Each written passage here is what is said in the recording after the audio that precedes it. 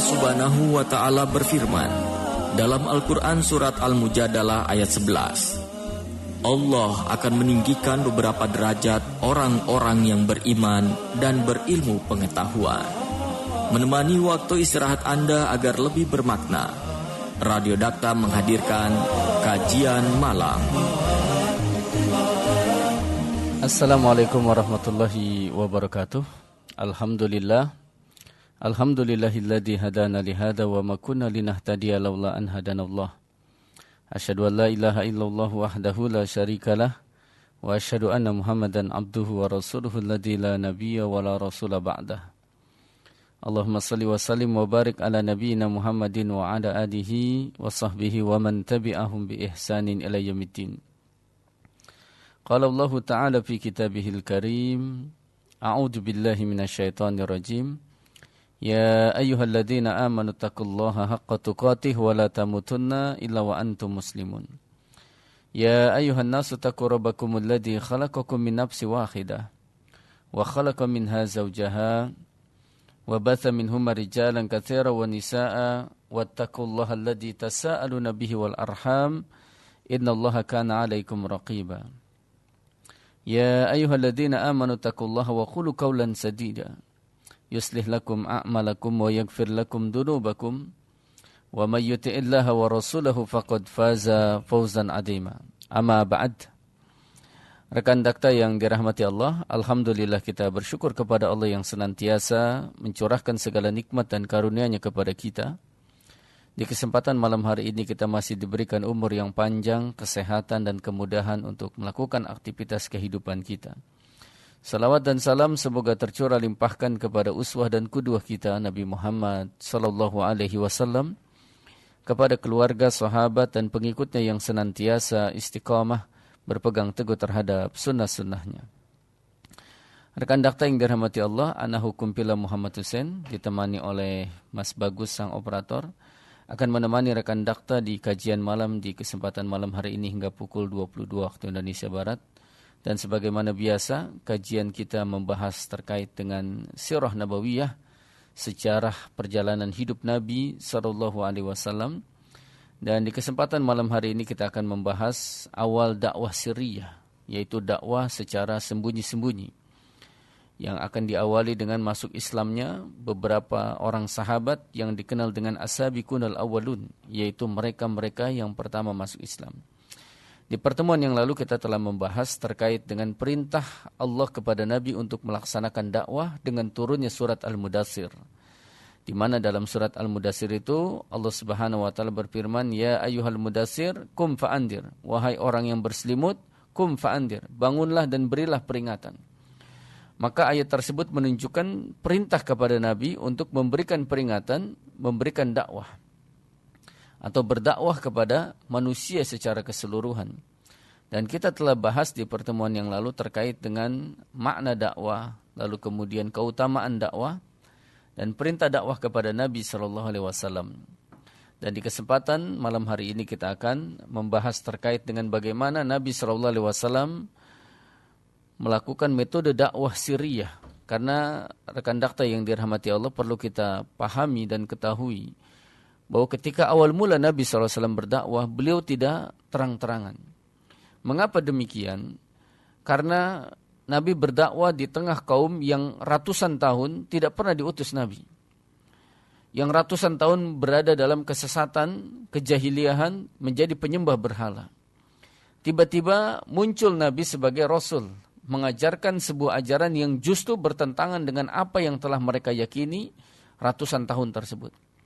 Tentu akan ada kekagetan dan tentu akan ada sambutan yang tidak baik terhadap dakwah tersebut. Sehingga Nabi SAW secara perlahan namun pasti mendakwahkan mereka secara sembunyi-sembunyi dari awal itu. Hingga nanti tercatat dalam sejarah Nabi melakukan dakwah sirriyah ini selama hampir sekitar 3 tahun. Lalu kemudian nanti setelah dakwah sirriyah ini akan dilanjutkan dengan dakwah jahriyah, yaitu dakwah secara terang-terangan. Dan apa yang dilakukan oleh Nabi dengan melakukan dakwah secara sirriyah ini tentu adalah merupakan petunjuk dari Allah Tabaraka wa Ta'ala. petunjuk dari Allah Tabaraka wa Ta'ala, dan ini adalah termasuk bagian daripada metode strategi dalam dakwah. Agar dakwah ini bisa diterima dan tidak menimbulkan kekagetan yang justru bisa menghancurkan dakwah itu sendiri. Maka kemudian inilah yang dilakukan oleh Nabi, di mana Nabi tidak terang-terangan menyerukan kepada manusia pada saat itu untuk beribadah kepada Allah, tapi Nabi lebih kepada personal atau bersifat dakwah fardiyah, menemui satu persatu, orang per orang, dan yang beliau temui tentu adalah orang yang memiliki kedekatan, baik kedekatan secara nasab atau kedekatan secara sosial, atau mereka-mereka yang memiliki hubungan persahabatan dan pertemanan dengan Nabi SAW. Dan rekan dakta yang dirahmati Allah, ketika Nabi SAW berdakwah untuk pertama kalinya, maka tercatat dalam sejarah ada 4 orang pertama yang masuk Islam, yang meyakini kerasulan dan kenabian Muhammad SAW. Tentu ini di luar Waraqah bin Naufal yang pernah kita bahas, salah seorang ahlul kitab yang membenarkan kerasulan Nabi SAW ketika turun surat Al-Alaq. Namun selang beberapa lama kemudian Waraqah bin Naufal meninggal dunia sebelum sempat Nabi berdakwah mendapatkan wahyu yang kedua, yaitu surat Al-Mudaththir. Namun Waraqah bin Naufal termasuk orang yang mengimani kerasulan Nabi Muhammad. Bahkan dia bercita-cita dan berkeinginan untuk membela Nabi SAW ketika nanti Nabi diusir dari negerinya. Namun qadarullah, Waraqah bin Naufal meninggal lebih dahulu sebelum sempat menyaksikan Nabi berdakwah kepada manusia. Maka rekan dakta yang dirahmati Allah, dalam sejarah perjalanan dakwah Nabi dikenallah yang disebut dengan as-sabiqunal awwalun. Apa itu as-sabiqunal awwalun? Yaitu orang-orang yang pertama masuk Islam. Nah, jumlah mereka tentu banyak. Namun yang pertama kali itu ada 4. Sebelum yang lainnya masuk Islam, maka 4 orang ini adalah termasuk orang penting yang memiliki kedudukan yang sangat mulia, karena mereka adalah orang yang pertama mengimani dakwah Nabi SAW, beriman dengan kerasulan Nabi Muhammad SAW.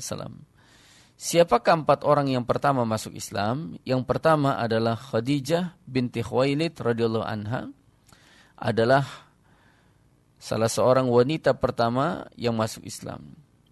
Yang kedua adalah Ali bin Abi Thalib radhiyallahu anhu, adalah termasuk di antara sahabat dari kalangan anak-anak yang pertama masuk Islam.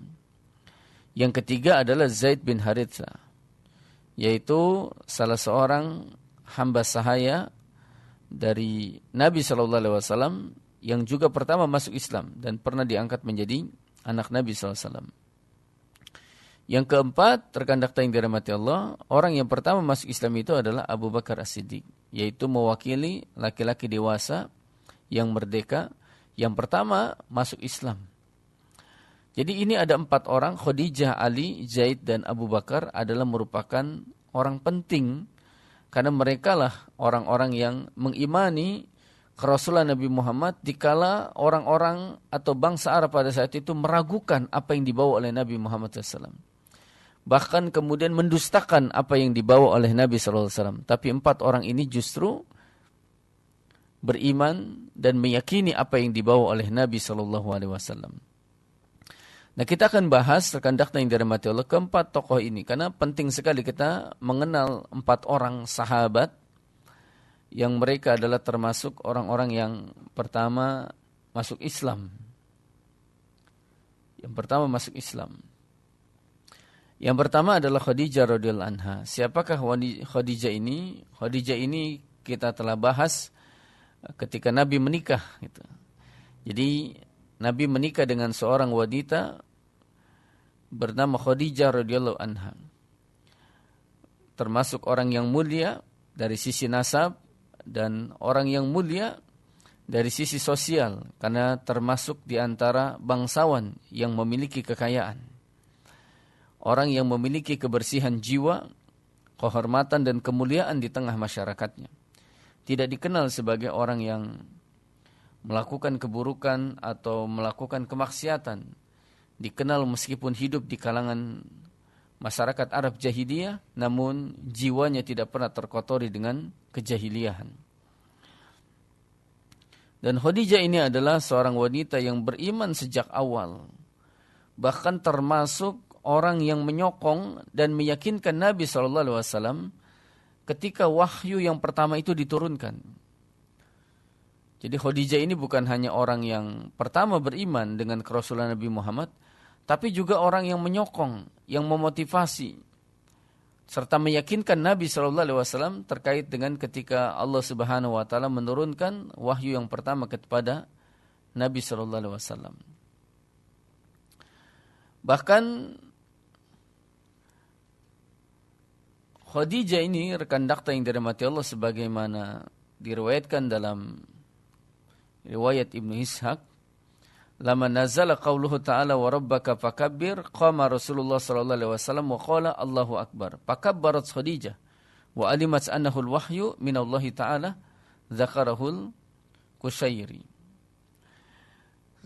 Saat Allah Subhanahu wa taala menurunkan wa rabbaka fakabbir, yaitu dan Tuhanmu bertakbirlah, dan terhadap Tuhanmu maka agungkanlah, bertakbirlah. Rasulullah SAW berdiri dan kemudian bersabda Allahu Akbar. Maka Khadijah radhiyallahu anha ikut bertakbir. Dan beliau mengetahui bahwa itu adalah termasuk wahyu dari Allah Subhanahu wa taala. Maka Khadijah adalah orang yang selalu ittiba, mengikuti Nabi SAW. Bahkan dari awal-awal ketika wahyu itu diturunkan kepada Rasulullah SAW. Dalam riwayat yang lain Ibnu Ishaq menyebutkan wa kanat Khadijatu awwala man amana billahi wa rasulihi wa saddaqa bima jaa'a bihi. Kata Ibnu Ishaq, Khadijah adalah orang yang pertama beriman kepada Allah dan Rasulnya. Wa saddaqa bima jaa'a bihi, dan yang membenarkan apa yang beliau sallallahu alaihi wasallam bawa. Jadi Khadijah adalah orang yang pertama beriman kepada Allah dan Rasulnya dan membenarkan apa yang beliau bawa, yang dibawa oleh Nabi Muhammad, baik Al-Quran maupun As-Sunnah. Bahkan kata Ibnu Ishaq, summa inna Jibril ata Rasulullah sallallahu alaihi wasallam hina iqturidat alaihi salatu fahamaza lahu biaqibihi fi nahiyatil wadi fanfajarat lahu ainun min ma'i Zamzam fatawaddu'a Jibril wa Muhammad alaihi assalam summa shalla raq'ataini wa sajada arba'a sajadat. Summa raja'an Nabi sallallahu alaihi wasallam wa qad aqara Allahu ainahu wa tabat nafsuhu wa ja'ahu ma yuhibbu min Allah fa akhadha yadu Khadijah hatta ata biha ila al-ain fatawadda'a kama tawadda'a Jibril summa raka'a rak'ataini wa arba'a sajadat summa kana huwa wa Khadijah yusalliyani sirran. Kemudian Jibril datang kepada Rasulullah SAW saat diwajibkan baginya sholat. Jadi awal mula ketika Nabi berdakwah, ternyata sholat itu sudah diperintahkan. Sholat itu sudah diperintahkan oleh Allah Subhanahu Wa Taala dari semenjak Rasulullah SAW berdakwah. Hanya sholat 5 waktu ini baru kemudian diwajibkan ketika Isra Mi'raj. Namun ketika Nabi SAW berdakwah itu sudah ada syariat sholat. Bahkan dalam riwayat Ibnu Ishaq ini, Jibril datang kepada Rasulullah SAW saat diwajibkan baginya sholat. Fahamazalahu bi'aqibihi fi nahiyatil wadi. Maka ia mengajaknya, mengikutinya di sebelah lembah. Jadi Jibril mengajak Nabi Muhammad untuk mengikuti dan masuk ke sebuah lembah. Dan ketika sampai di sebuah lembah itu, fanfajarat lahu ainun min ma'i Zamzam. Maka memancarlah air Zamzam baginya. Fatawaddu'a Jibril wa Muhammad alaihi wassalam. Maka kemudian Jibril alaihi salam dan Nabi SAW itu kemudian berwudu. Kemudian setelah berwudu sholat 2 rakaat dengan 4 sujud. Kemudian Nabi SAW kembali. Jadi itu awal mula Nabi melaksanakan sholat 2 rakaat bersama dengan Jibril. Dari mulai wudunya sampai dengan sholatnya itu dipandu oleh Jibril alaihi salam. Kemudian Allah menganugerahkan kebahagiaan bagi Nabi SAW dan kenikmatan bagi jiwa beliau. Karena telah hadir bagi beliau sesuatu hal yang beliau cintai dari Allah. Lalu kemudian Nabi SAW menggandeng Khadijah radhiyallahu anha dan membawanya ke tempat sumber air. Lalu kemudian berwudu seperti wudunya Jibril. Kemudian sholat 2 rakaat dengan 4 kali sujud dan beliau SAW dan Khadijah sholat secara sembunyi-sembunyi. Jadi ini keutamaan Khadijah radhiyallahu anha, di mana termasuk orang yang pertama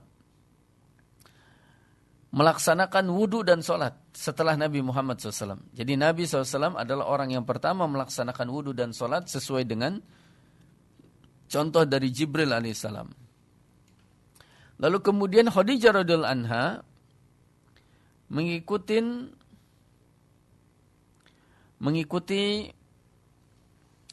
apa yang dibawa oleh Nabi Muhammad SAW, yaitu berupa sholat. Jadi Nabi SAW memberikan contoh kepada Khadijah, lalu kemudian Khadijah melaksanakan wudu, lalu kemudian melaksanakan sholat sebagaimana yang dilakukan oleh Nabi SAW. Nah, memang rekan dakta yang dirahmati Allah, pada saat itu sholat itu baru diwajibkan 2 rakaat. Jadi awal mula ketika sholat itu diwajibkan itu 2 rakaat, sebelum ada perintah sholat di dalam Isra Mi'raj. Dalam sebuah hadis yang dikeluarkan oleh Imam Bukhari, itu dari Aisyah radhiyallahu an Aisyah ummul mukminin qalat faradallahu shalah hina faradaha raq'ataini fil hadar was safar. Fa ukirat salatu safar wa zida fi salatil hadar. Aisyah radhiyallahu anha berkata, di awal kali Allah mewajibkan salat, dia mewajibkannya itu 2 rakaat dalam keadaan mukim maupun safar. Nah, belakangan solat dalam keadaan safar ditetapkan sebagaimana awalnya itu 2 rakaat, dan solat dalam keadaan mukim ditambah jadi 4 rakaat. Jadi awal mula solat itu adalah 2 rakaat. Dan itulah yang dilakukan oleh Nabi serta dilakukan oleh Khadijah radhiyallahu anha ketika awal mula mengerjakan ibadah solat itu. Jadi kalau ditanya sejak kapan Nabi melaksanakan solat, sejak awal Allah perintahkan Nabi berdakwah, sejak saat itu pula Nabi SAW telah diperintahkan untuk melaksanakan sholat.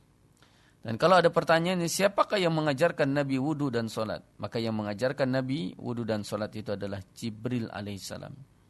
Lalu kemudian Nabi SAW melaksanakan wudu dan sholat tersebut. Kemudian baru Khadijah radhiyallahu anha mengikuti apa yang dilakukan oleh Nabi SAW.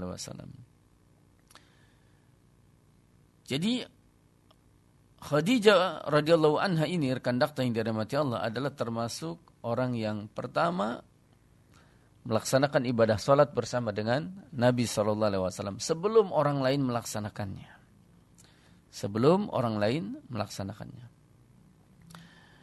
Lalu kapan pelaksanaan ibadah salat yang dilakukan oleh Nabi di awal-awal Islam? Kalau kita lihat di dalam surat Al-Mu'min ayat yang ke-40, itu Allah Subhanahu wa taala berfirman, "Wasabbih bihamdi rabbika bil asi wal ibkar." Wasabbih bihamdi rabbika bil asi wal ibkar, dan bertasbihlah seraya memuji Rabbmu pada waktu pagi dan petang. Maka rekan dakta yang dirahmati Allah, sebagian para ulama menyebutkan bahwa ayat ini menunjukkan bahwa awal mula ketika Nabi melaksanakan ibadah salat, karena solat diantaranya adalah bertasbih, bertahmid, bertakbir di dalam solat itu. Itu dilakukan bil asyi wal ibkar, yaitu di waktu pagi dan di waktu petang. Maka solat pada saat itu baru dilakukan 2 kali, yaitu di waktu pagi dan petang. Dan baru dilakukan setiap kali solat itu 2 rakaat. Dan Nabi SAW beserta dengan Khadijah melakukannya itu secara sembunyi-sembunyi. Jadi ini menunjukkan para jamaah yang dirahmati Allah, salat itu adalah termasuk syariat yang telah diwajibkan dari awal ketika Nabi diperintahkan untuk berdakwah. Makanya dalam rukun Islam itu, yang pertama seseorang itu kan bersyahadat, mengakui dan bersaksi bahwa tidak ada Tuhan yang berhak disembah selain Allah dan Nabi Muhammad adalah utusan Allah. Baru setelah bersyahadat, mereka wajib melaksanakan salat. Maka solat ini adalah termasuk ibadah yang semenjak awal Nabi diperintahkan untuk berdakwah, solat ini telah diwajibkan. Jadi sebelum Isra Mi'raj pun Nabi telah melaksanakan solat. Hanya pelaksanaan solat pada saat itu sebelum Isra Mi'raj itu hanya 2 kali, yaitu di waktu pagi dan waktu petang. Dan jumlah rakaatnya adalah 2 rakaat di dalam setiap melaksanakan solat. Dan Nabi melaksanakan sholat ini tentu sembunyi-sembunyi. Kenapa? Karena pada saat itu masyarakat Arab, masyarakat Mekah itu belum mengerti dan belum paham terkait ajaran yang dibawa oleh Nabi Muhammad SAW, sehingga khawatir akan menimbulkan fitnah. Sehingga kemudian Nabi SAW melaksanakannya secara sembunyi-sembunyi. Nah, itu keutamaan Khadijah, orang yang pertama yang masuk Islam dari kalangan sahabiyah, dari kalangan wanita. Ini termasuk istri Nabi, orang yang paling dekat dengan kehidupan Nabi, dan bukan hanya mengimani kerasulan Nabi Muhammad ketika orang-orang mendustakan Nabi Muhammad, tapi justru dia adalah termasuk orang yang menyokong dakwah Nabi Muhammad SAW. Bahkan orang yang paling banyak mengeluarkan hartanya untuk berdakwah di jalan Allah Subhanahu wa taala. Nah, kemudian yang kedua, rekan dakta yang dirahmati Allah, yang kedua di antara sahabat yang pertama masuk Islam yaitu sahabat Ali bin Abi Thalib. Ali bin Abi Thalib adalah termasuk sepupu Nabi SAW, anak dari paman beliau yang bernama Abu Thalib. Jadi Ali bin Abi Thalib bin Abdul Muthalib bin Hashim bin Abdi Manaf bin Qusay bin Kilab. Jadi nasabnya sama dengan Nabi Muhammad SAW, karena beliau adalah sepupu Nabi. Jadi Ali bin Abi Thalib ini adalah orang yang diasuh oleh Nabi sejak ketika beliau berusia 5 tahun. Jadi karena Rasulullah SAW ini sangat cinta dan sayang kepada pamannya Abu Thalib yang telah merawat beliau, sebagai bentuk rasa terima kasih kepada pamannya itu, Nabi menawarkan bahwa di antara anak pamannya itu ingin dirawat oleh Nabi. Maka yang dirawat oleh Nabi pada saat itu adalah Ali bin Abi Thalib. Sejak usianya 5 tahun itu sudah berada di rumah Nabi SAW. Dan ketika dia masuk Islam itu masih usia anak-anak sekitar 10 tahun. Jadi ketika Ali bin Abi Thalib ini masuk Islam, usianya pada saat itu masih 10 tahun. Namun karena dari semenjak usia 5 tahun berada di rumah Nabi, Ali bin Abi Thalib ini dikenal sebagai orang yang tidak pernah menyembah berhala. Karena hidup di rumah Nabi, sedangkan Nabi dan keluarganya tidak pernah menyembah berhala. Meskipun pada saat itu Nabi belum diangkat menjadi Rasul, tapi terhindar dari menyembah berhala. Tidak pernah terlihat Nabi SAW menyembah berhala pada saat sebelum diangkat menjadi Rasul. Ini salah satu bentuk penjagaan Allah terhadap Nabi. Demikian pula Ali bin Abi Thalib adalah termasuk anak yang hidup di rumah Nabi, sehingga tidak pernah terkontaminasi dengan tradisi dan keyakinan masyarakat Arab jahiliyah pada saat itu yang menyembah berhala. Maka ketika Nabi Muhammad diangkat menjadi Rasul, Ali bin Abi Thalib termasuk yang masuk Islam. Bagaimana kok bisa Ali bin Abi Thalib masuk Islam? Karena pada saat itu Ali bin Abi Thalib melihat Nabi SAW dan Khadijah sedang melaksanakan sholat. Jadi pada saat itu Nabi SAW dan Khadijah sedang melaksanakan sholat. Sehingga muncul pertanyaan dari Ali bin Abi Thalib. Sehingga ketika bertanya dijelaskanlah terkait dengan apa yang dilakukan oleh Nabi tersebut adalah merupakan sholat dan merupakan perintah dari Allah Subhanahu Wa Taala. Maka kemudian pada saat itu juga Ali bin Abi Thalib ikut masuk Islam karena tertarik dengan apa yang dilakukan oleh Nabi dan Khadijah radhiyallahu anha. Dan pada saat itu usia Ali bin Abi Thalib adalah 10 tahun. Nah, bagaimana dengan orang tuanya Ali, yaitu Abu Thalib, ketika mengetahui bahwa Ali masuk Islam dan mengikuti keyakinan serta agama yang dibawa oleh Nabi Muhammad SAW. Justru Abu Thalib tidak melarangnya, bahkan menyokongnya, bahkan memotivasinya untuk turut beriman. Meskipun Abu Thalib sendiri tidak beriman dengan kerasulan Nabi Muhammad. Namun dia mendorong anaknya untuk istiqomah dan membiarkan anaknya meyakini dengan keyakinan yang dibawa oleh Nabi Muhammad SAW, dengan agama yang dibawa oleh Nabi Muhammad SAW. Nah, di antara keutamaan Ali bin Abi Thalib ini, rekan dakta yang dirahmati Allah, dalam sebuah hadis yang diriwayatkan oleh Abu Ya'la dari Abu Hurairah radhiyallahu anhu, ia berkata bahwa Umar bin Khattab pernah berkata, Ali memiliki 3 keistimewaan yang untuk memiliki salah satunya lebih saya cintai daripada diberi unta yang paling bagus. Kemudian Umar ditanya, apa saja keistimewaan tersebut gitu. Di antaranya kata Umar bin Khattab, yaitu Ali itu menikah dengan salah satu putri Nabi, yaitu Fatimah radhiyallahu anha. Jadi Ali bin Abi Thalib memiliki keutamaan, kenapa? Karena menikahi putri Nabi, yaitu Fatimah. Dan Ali juga pernah mendapatkan kemuliaan dalam perang Khaybar itu, kata Umar. Jadi pada saat itu malam hari Nabi bilang, besok pagi saya akan memberikan panji atau bendera perang ini kepada orang yang Allah cintai atau Allah mencintainya dan dia pun mencintai Allah. Para sahabat terkandak yang dirahmati Allah dalam perang Khaybar itu, nggak ada yang bisa tidur. Sekelas Abu Bakar, Umar, Utsman, mereka adalah orang-orang yang jauh sekali dari ambisi terhadap kekuasaan. Tapi ketika mendengar besok pagi saya akan memberikan panji atau bendera ini kepada orang yang Allah mencintainya dan dia pun mencintai Allah. Itu para sahabat tidak bisa tidur. Karena berharap mereka ingin menjadi pemegang panji, pemegang bendera itu. Karena disebutkan di antara keutamaannya itu. Namun sampai dengan pagi hari mereka sudah berkumpul di hadapan Nabi setelah salat subuh. Dan mereka menunggu dan berharap bahwa mereka adalah termasuk di antara sahabat yang diberikan kemuliaan memegang panji perang karena ada kalimat Allah mencintainya dan dia pun mencintai Allah. Siapa yang tidak ingin dicintai oleh Allah? Siapa yang tidak ingin mendapatkan predikat mencintai Allah dan dicintai oleh Allah Subhanahu wa taala? Akhirnya setelah seluruh para sahabat berkumpul pada saat itu pagi hari menjelang perang Khaybar, tiba-tiba Nabi lama sekali memandangi para sahabat karena ternyata orang yang pengen diberikan panji perang itu tidak ada. Lalu kemudian Nabi bilang, di mana Ali? Para sahabat kemudian bilang, ya Rasulullah, Ali sedang sakit mata, tidak bisa hadir. Kata Nabi, bawa Ali kemari.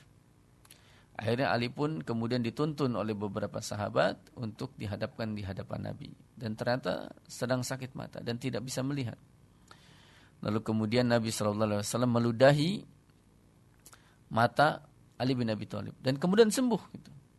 Nah ini tentu adalah mukjizat rekan dakta yang dirahmati Allah. Ini adalah kekhususan bagi Nabi SAW yaitu mengobati sahabat Ali bin Abi Thalib dengan meludahinya. Tentu bukan untuk dipraktekkan bagi kita, karena ini adalah termasuk mukjizat yang Allah berikan kepada Nabi SAW. Hingga kemudian ternyata sembuh. Dan akhirnya Rasulullah memberikan panji perang itu kepada Ali bin Abi Thalib. Jadi dalam peristiwa tersebut, Ali itu memiliki keutamaan disembuhkan matanya dengan cara diludahi oleh Nabi SAW. Yang kedua, mendapatkan kehormatan memegang panji perang dalam perang Khaybar itu. Ini keutamaan Ali bin Abi Thalib. Makanya Umar bin Khattab memuji Ali bin Abi Thalib itu. Demikian pula Umar pernah menyebutkan, kata Umar bin Khattab sebagaimana riwayat dari Sa'id bin Musayyib, dia berkata, kana Umar bin Khattab yata'awadu billahi min mu'dilati laisa fiha Abul Hasan. Kata Sa'id bin Musayyib, Umar bin Khattab radhiyallahu anhu selalu memohon perlindungan kepada Allah dari godaan syaitan ketika memutuskan perkara sulit dan pada saat itu Ali tidak hadir. Jadi kalau Umar memutuskan sebuah perkara dan Ali tidak hadir, beliau akan berta'awuz, memohon perlindungan dari godaan syaitan. Kenapa? Karena Umar bin Khattab itu selalu menghadirkan para sahabat ketika beliau ingin memutuskan sebuah keputusan. Jadi Umar ini dikenal sebagai orang yang suka bermusyawarah. Terutama kepada para sahabat senior itu. Baik itu sahabat Utsman, sahabat-sahabat yang masih hidup. Ali bin Abi Thalib, Thalha bin Ubaidillah, Zubair bin Awam, Abdurrahman bin Auf, yaitu 10 sahabat yang dijamin masuk surga. Itu mereka para sahabat itu selalu dilibatkan dalam musyawarah ketika Umar ingin memutuskan sebuah perkara. Termasuk ketika Umar ingin memutuskan atau menetapkan kalender Hijriyah itu. Menetapkan kalender Hijriyah. Itu Umar mengundang para sahabat yang mulia untuk hadir dalam rapat tersebut. Dan ketika Ali bin Abi Thalib tidak hadir, beliau selalu bertawuz, memohon perlindungan dari Allah Subhanahu wa taala dari gangguan syaitan setiap kali beliau ingin memutuskan sebuah perkara itu ketika Ali tidak hadir. Nah, ini menunjukkan tentang keutamaan Ali bin Abi Thalib di sisi Umar bin Khattab. Makanya rekan dakta yang dirahmati Allah, kalau kemudian orang-orang Syiah Rafidhah membenci Umar gitu, menuduh Umar sebagai orang yang membenci Ali bin Abi Thalib, justru Umar bin Khattab senantiasa menghadirkan Ali bin Abi Thalib dalam setiap beliau ingin memutuskan sebuah perkara. Bahkan kalau Ali bin Abi Thalib tidak hadir dalam majlis musyawarahnya, maka beliau senantiasa berta'awuz, berlindung kepada Allah dari gangguan syaitan. Jadi justru kedekatan Ali bin Abi Thalib dengan Umar bin Khattab. Jadi kalau orang-orang Syiah menuduh Umar, Abu Bakar, dan sahabat-sahabat yang lainnya sebagai orang-orang yang membenci Ali, maka justru dalam sejarah dan faktanya mereka adalah orang yang sangat dekat dengan Ali bin Abi Thalib. Kemudian rekan dakta yang dirahmati Allah, di antara keutamaan Ali bin Abi Thalib itu disebutkan di dalam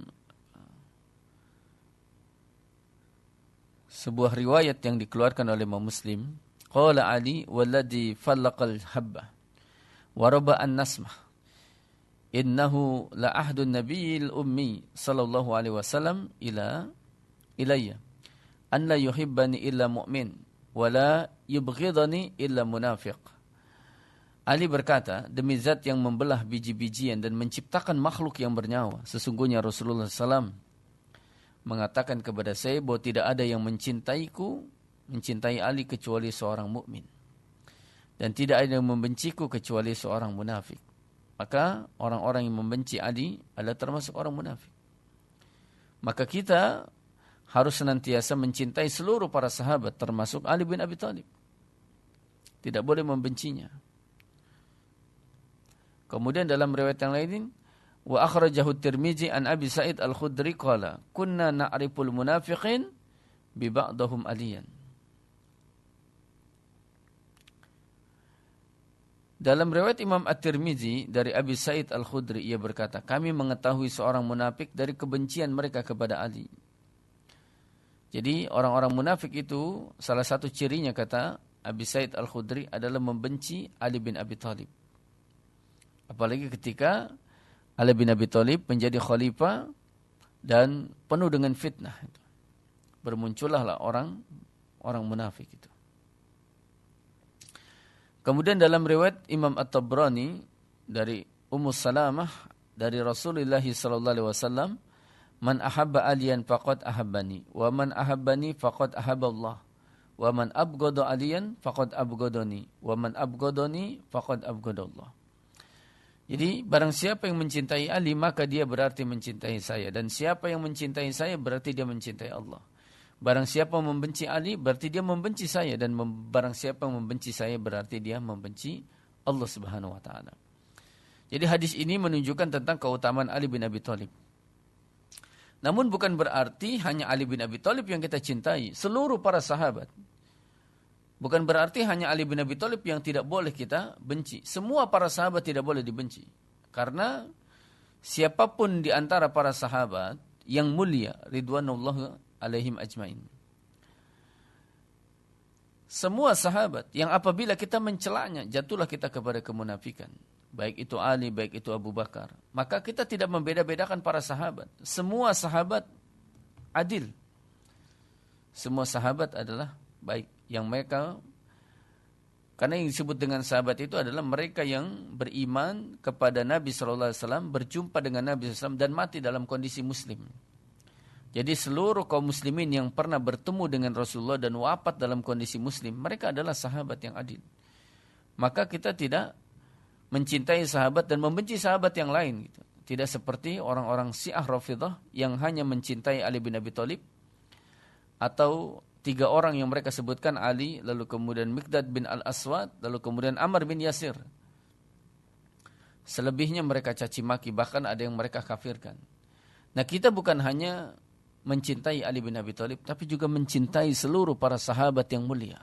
Baik itu Abu Bakar, Umar, Utsman, termasuk Ali, termasuk 10 sahabat yang dijamin masuk surga, termasuk para sahabat yang berbaiat di bawah pohon yaitu Baiatur Ridwan, para sahabat yang ikut dalam perang Badar, sahabat yang ikut dalam perang Uhud, sahabat yang ikut dalam Baiat Aqabah baik pertama maupun yang kedua. Semua para sahabat itu adalah mulia.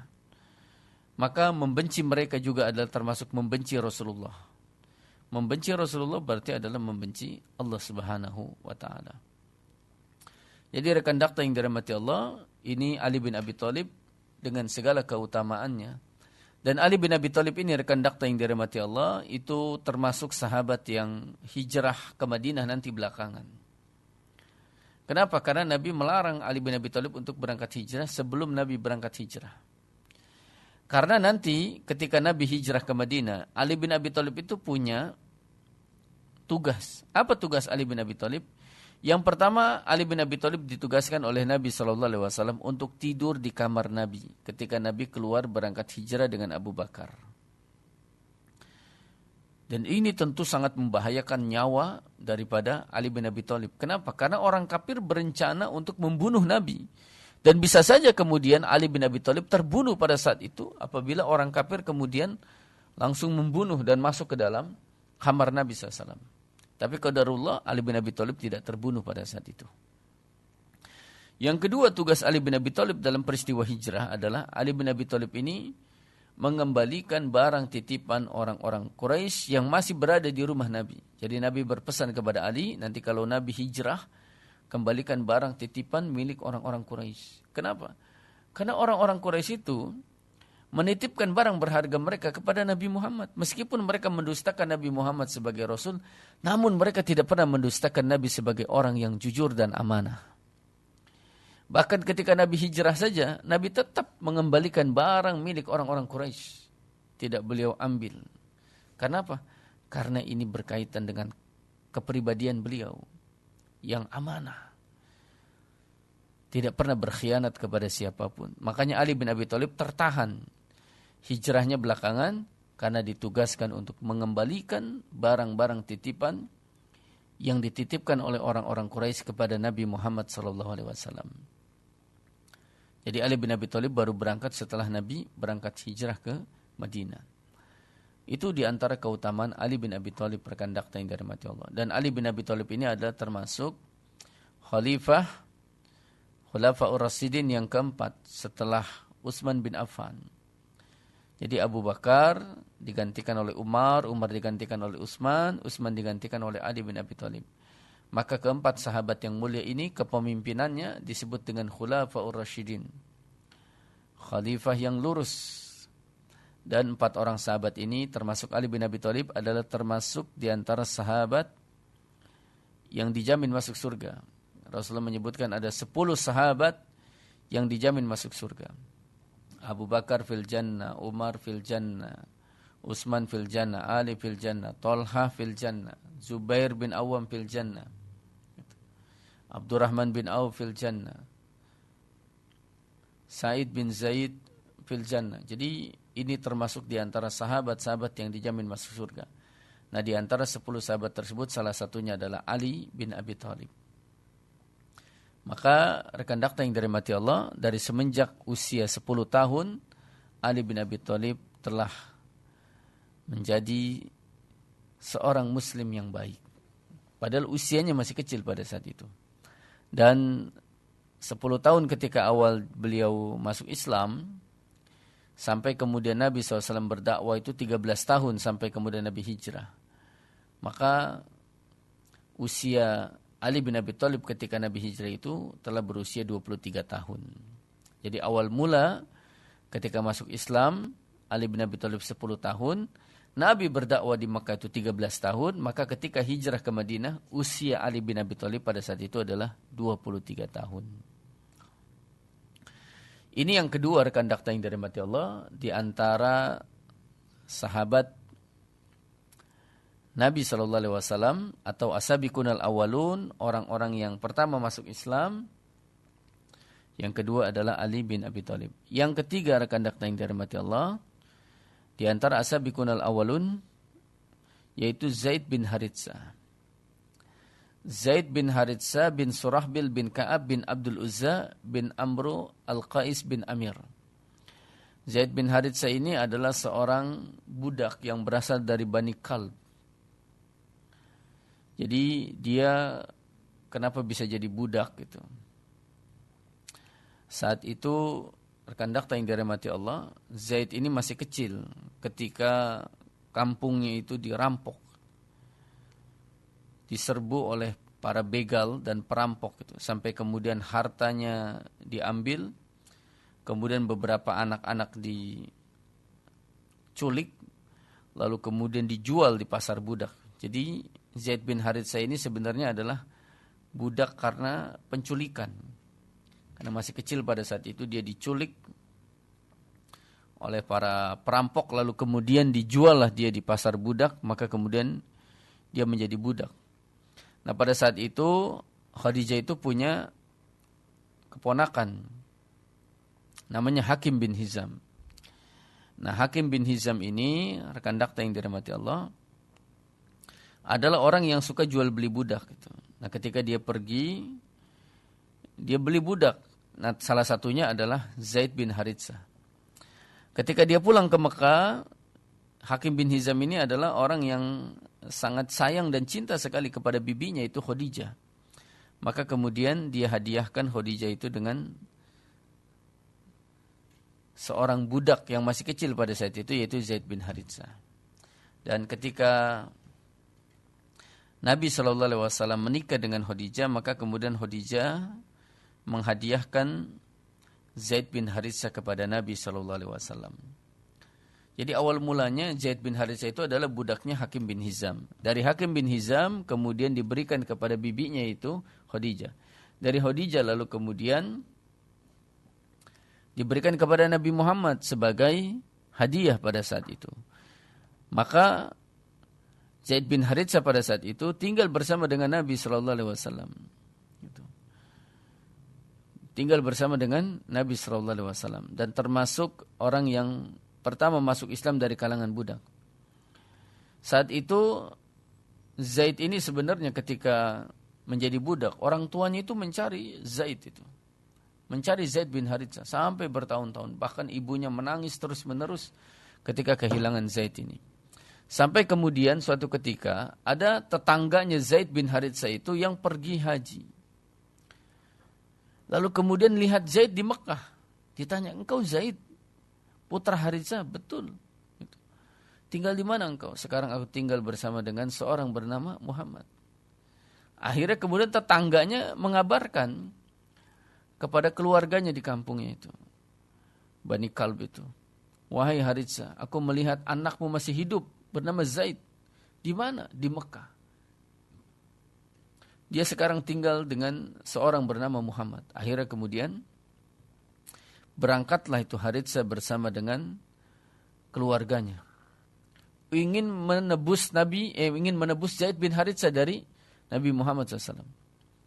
Datanglah kemudian Haritsah bersama dengan keluarganya itu menemui Nabi Muhammad. Tuan, saya adalah orang tua Zaid. Saya ingin menebus anak saya. Berapa tuan ingin tebus anak saya itu? Berapapun biayanya saya akan keluarkan untuk menebus anak saya dari perbudakan. Nabi kemudian tanya kepada Zaid, Zaid, ini siapa? Benar ini ayahmu? Iya benar, ini ayah saya. Dan ini adalah paman-paman saya. Jadi Zaid masih mengenali orang tuanya itu. Oh berarti benar apa yang diucapkan oleh Haritsah ini. Akhirnya kemudian Nabi bilang kepada Haritsah, sekarang begini saja, kalau Zaid ini mau pulang bersama engkau, aku serahkan, tidak usah ditebus. Akhirnya kemudian ditanya, Zaid bagaimana? Kamu mau pulang bersama ayahmu? Gitu. Enggak, saya mau tinggal bersama dengan Muhammad saya, Nabi Muhammad. Akhirnya apa yang terjadi rekan dakta yang dirahmati Allah? Bayangkan Zaid bin Haritsah dibawa pulang enggak mau. Malah pengen tinggal bersama dengan Nabi SAW. Kenapa? Karena dia tahu bagaimana kasih sayangnya Nabi Muhammad. Bagaimana perlakuan Nabi Muhammad terhadap Zaid. Bahkan Zaid itu diangkat menjadi anak oleh Nabi SAW. Zaid itu diangkat menjadi anak oleh Nabi SAW. Sehingga kemudian dikenal pada saat itu, Zaid itu dikenal dengan Zaid bin Muhammad. Jadi orang menganggap bahwa anak angkat itu seperti anak sendiri. Makanya orang-orang menyebutnya Zaid bin Muhammad, Zaid bin Muhammad itu. Nah pada saat itu kemudian akhirnya Allah Subhanahu Wa Taala melarang tuh anak angkat itu menisbatkan dengan ayah angkatnya, itu nggak boleh. Sampai kemudian di dalam surat Al-Ahzab ayat yang kelima itu membatalkan anak angkat. Jadi tradisi Arab jahiliyah pada saat itu, orang kalau mengangkat anak, maka anaknya itu dinisbatkan kepada ayah angkatnya. Kayak misalkan Zaid ini sebenarnya adalah anak Haritsah. Tapi karena diangkat oleh Nabi Muhammad, maka orang nyebutnya Zaid bin Muhammad, Zaid bin Muhammad. Maka pernyataan tersebut dilarang oleh Allah Subhanahu wa taala dengan turunnya surat Al-Ahzab ayat yang kelima. Di mana Allah Subhanahu wa taala berfirman, "A'udzubillahi minasyaitonirrajim, ud'uhum liabaihim huwa aqsatu indallahi. Fa illam ta'lamu aba'ahum fa ikhwanukum fid din wa mawalikum wa laisa 'alaikum junahun fima akhta'tum bihi walakin ma ta'ammadat qulubukum. Wa kana Allahu ghafurur rahim." Panggillah mereka anak-anak angkat itu dengan memakai nama bapak-bapak mereka. Itulah yang lebih adil pada sisi Allah. Dan jika kamu tidak mengetahui bapak-bapak mereka, maka panggillah mereka sebagai saudara-saudaramu seagama dan maula-maulamu. Dan tidak ada dosa atasmu terhadap apa yang kamu khilaf padanya. Tetapi yang ada dosanya apa yang disengaja oleh hatimu dan Allah. Dan Allah Maha Pengampun lagi Maha Penyayang. Nah ayat ini adalah enggak boleh memanggil anak angkat itu dengan ayah angkatnya itu, enggak boleh. Seperti Zaid, enggak boleh dipanggil Zaid bin Muhammad. Tapi tetap dikembalikan kepada Zaid bin Haritsah. Jadi, ud'uhum li'abaihim huwa aqsatu indallah. Panggillah mereka anak-anak angkat itu dengan memakai nama bapak-bapak mereka. Itulah yang lebih adil pada sisi Allah. Jadi rekan dakta yang dirahmati Allah, inilah yang disebut dengan ibtalut tabani.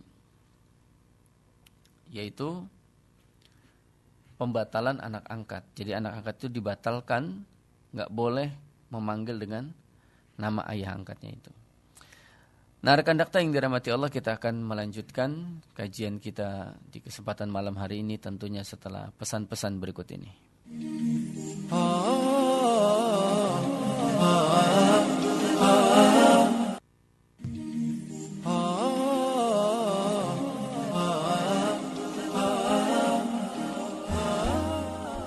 Kembali di 107 FM, rekan dakta yang dirahmati Allah. Rekan dakta, hadirlah kajian bulanan PD Persatuan Islam Kota Bekasi yang akan diselenggarakan pada hari Ahad tanggal 11 Agustus tahun 2024 jam 9 sampai dengan jam 10.30 dengan pemateri Al-Ustadz Dr. Haris Muslim MA, Sekretaris Umum Pimpinan Pusat Persatuan Islam, yang insya Allah akan dilaksanakan dan bertempat di Pondok Tahfiz Zaid bin Sabit, yaitu di Jalan Kiai Haji Agus Salim, Gang Pedul RT 04 RW 05, Kelurahan Bekasi Jaya, Bekasi Timur. Sekali lagi rekan dakta yang dirahmati Allah, hadirilah kajian bulanan PD Persis Kota Bekasi yang akan dilaksanakan pada tanggal 11 Agustus tahun 2024 jam 9 sampai dengan jam 10.30 dengan pemateri Al-Ustadz Dr. Haris Muslim MA, bertempat di Pondok Tahfiz Zaid bin Sabit, Jalan Kiai Haji Agus Salim, Gang Pedul RT 02 RW 08, Bekasi Jaya, Bekasi Timur. Baik rekan dakta yang dirahmati Allah, kita lanjutkan kembali kajian kita terkait dengan As-Sabiqun al-Awwalun, yaitu sahabat yang pertama kali masuk Islam. Yang kedua tadi kita bahas adalah Zaid bin Haritsah, yaitu sahabat yang mulia yang merupakan anak angkat Nabi dan sebelumnya adalah seorang budak yang dibebaskan dari perbudakan. Dan karena Zaid bin Haritsah inilah kemudian Allah Subhanahu wa taala menurunkan surat Al-Ahzab ayat yang kelima tadi, di mana Allah Subhanahu wa taala melarang seseorang itu memanggil anak angkat itu dengan disandarkan kepada bapak angkatnya, tapi dia harus dipanggil dengan nama orang tua aslinya. Atau kalaupun tidak diketahui siapa orang tuanya, maka panggillah dengan saudara seiman. Karena itu termasuk hal yang terlarang di dalam Islam, menisbatkan seseorang kepada bapak angkatnya itu. Nah, rekan dakta yang dirahmati Allah, Zaid bin Haritsah ini adalah seorang yang hidup bersama dengan Nabi dari semenjak kecil, karena posisinya sebagai budak Nabi. Hingga kemudian nanti dibebaskan dari perbudakan, dibebaskan dari perbudakan, namun dia tetap tinggal di rumah Nabi SAW. Dan Zaid bin Haritsah ini, rekan dakta yang dirahmati Allah, termasuk sahabat yang mulia. Sahabat yang mulia yang pernah ikut menemani Nabi ketika Nabi SAW berdakwah ke Taif. Jadi ketika Nabi berdakwah ke Taif itu banyak sekali yang melempari batu atau kemudian mengusir Nabi. Maka Zaid bin Haritsah yang kemudian memeluk Nabi hingga kemudian terlindung dari lemparan batu. Meskipun demikian Nabi tetap terluka pada saat itu. Namun Zaid bin Haritsah lebih terluka lagi. Jadi dia tidak menginginkan Nabi SAW terluka parah hingga kemudian ia jadikan badannya sebagai tameng hidup ketika dilempari batu ketika berdakwah di Taif pada saat itu. Jadi ini pengorbanan Zaid bin Haritsah. Dan Zaid bin Haritsah ini menikah dengan Ummu Aiman. Yang dari pernikahan dengan Ummu Aiman ini lahirlah seorang anak bernama Usamah bin Zaid. Jadi kalau kita kenal ada seorang sahabat bernama Usamah bin Zaid, itulah anak daripada Zaid bin Haritsah dan yang menikah dengan Ummu Aiman. Dan Nabi SAW sangat sayang sekali dengan Usamah bin Zaid. Sudah seperti cucunya sendiri. Kedudukan Usamah bin Zaid di sisi Nabi itu sama seperti cucu-cucu yang lain. Seringkali Nabi SAW gendong-gendong Usamah dan dekat sekali kedudukan Usamah pada saat itu. Kenapa? Karena ayahnya pun Zaid bin Haritsah kedudukannya sangat dekat dengan Nabi SAW. Nah, rekan dakta yang dirahmati Allah, nanti Zaid bin Haritsah ini meninggal dalam perang Mu'tah, yaitu salah satu peperangan yang sangat dahsyat yang pada saat itu kaum muslimin melawan tentara Romawi. Pada saat itu Nabi tidak ikut. Jadi sampai saking dahsyatnya peperangan ini Nabi memilih 3 panglima perang itu. Zaid bin Haritsah, kemudian Ja'far bin Abi Thalib dan Abdullah bin Rawahah itu. Itu 3 sahabat yang ditetapkan sebagai panglima. Jadi kalau Zaid bin Haritsah wafat digantikan oleh Ja'far bin Abi Thalib. Kalau Ja'far bin Abi Thalib wafat digantikan oleh Abdullah bin Rawahah.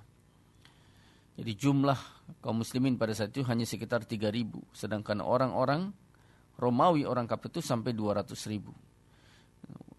Jadi jumlah yang sangat tidak seimbang pada saat itu. Dan dalam peperangan tersebut Zaid bin Haritsah wafat. Meninggal dunia. Dalam kondisi syahid itu. Nah, ini keutamaan Zaid bin Haritsah, rekan dakta yang dirahmati Allah. Maka Zaid bin Haritsah, Ali bin Abi Thalib dan Khadijah itu adalah termasuk orang yang hidup dalam rumah Nabi SAW. Jadi kalau kita lihat dari 4 orang itu, yang 3 itu adalah termasuk orang yang berada dalam pengasuhan dan pengawasan Nabi. Yang pertama istrinya, yang kedua adalah sepupunya Ali bin Abi Thalib, yang ketiga adalah budaknya Zaid bin Haritsah yang juga tinggal di rumah Nabi SAW. Ini menunjukkan tentang keberkahan rumah Nabi SAW. Di mana 3 orang yang pertama masuk Islam berada di dalam rumah Nabi SAW. Ini keutamaan rumah tangga Nabi SAW. Maka penting sekali seorang kepala keluarga membina keluarganya itu dengan sebaik-baiknya. Karena Allah Subhanahu wa taala berfirman, "Qu anfusakum wa ahlikum nara." Jagalah dirimu dan keluargamu dari siksa api neraka. Bagaimana cara kita menjaga keluarga kita dari siksa api neraka? Ajak mereka untuk beriman kepada Allah. Ajak mereka untuk mendirikan sholat. Jaga mereka agar tidak berbuat maksiat. Itu adalah merupakan kewajiban kepala rumah tangga terhadap istri dan anak-anaknya. Atau orang yang berada dalam tanggungannya di dalam rumahnya tersebut. Maka Nabi SAW telah memberikan teladan yang sangat baik dalam berdakwah kepada anggota keluarganya. Maka bukan hanya istrinya yang masuk Islam, tapi juga sepupunya yang dirawat di dalam rumahnya, demikian pula budaknya ternyata masuk Islam untuk yang pertama kalinya. Jadi ini keberkahan rumah tangga Nabi SAW, di mana keimanan terpancar di dalam rumah tersebut. Bahkan rumah yang pertama kali didirikan sholat pada saat itu. Jadi rumah yang pertama kali didirikan sholat adalah rumah Nabi. Rumah Nabi. Karena tidak ada yang melaksanakan sholat kecuali Rasulullah, Khadijah, Ali, dan kemudian Zaid bin Haritsah. Tatkala yang lain belum beriman dengan kerasulan Nabi Muhammad SAW. Maka penting sekali para jamaah dirahmati Allah menjaga rumah itu agar tetap didirikan sholat di dalamnya. Dan sholat yang dimaksud tentu adalah sholat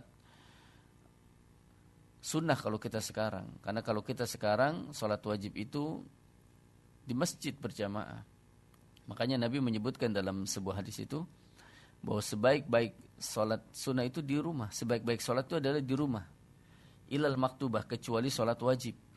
Makanya Nabi seringkali melaksanakan sholat sunnah di rumah. Agar rumah kita senantiasa dibacakan ayat Quran di dalamnya itu. Kemudian yang keempat, rekan dakta yang dirahmati Allah, di antara sahabat yang masuk Islam yaitu Abu Bakar As-Siddiq. Siapakah Abu Bakar As-Siddiq? Abu Bakar ini kunyahnya, panggilannya, nama aslinya adalah Abdullah.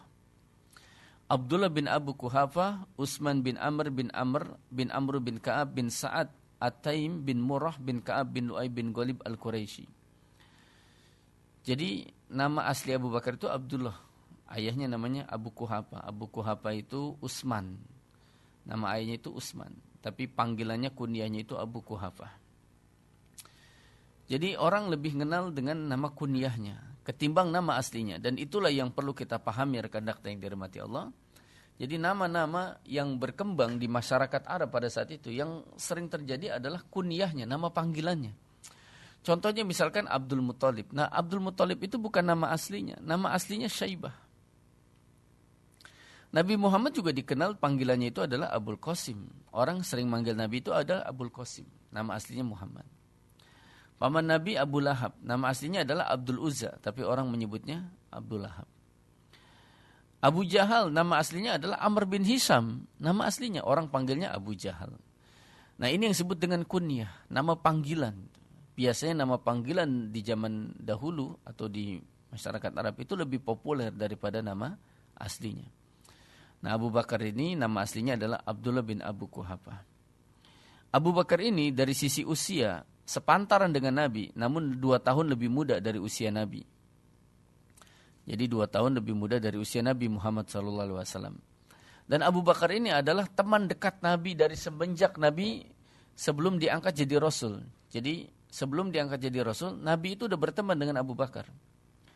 Makanya Abu Bakar itu kepada Nabi Muhammad SAW tahu betul karakternya, pribadinya, kebiasaannya itu tahu betul. Makanya ketika nanti Nabi berdakwah kepada Abu Bakar tuh nggak pernah ragu sedikit pun.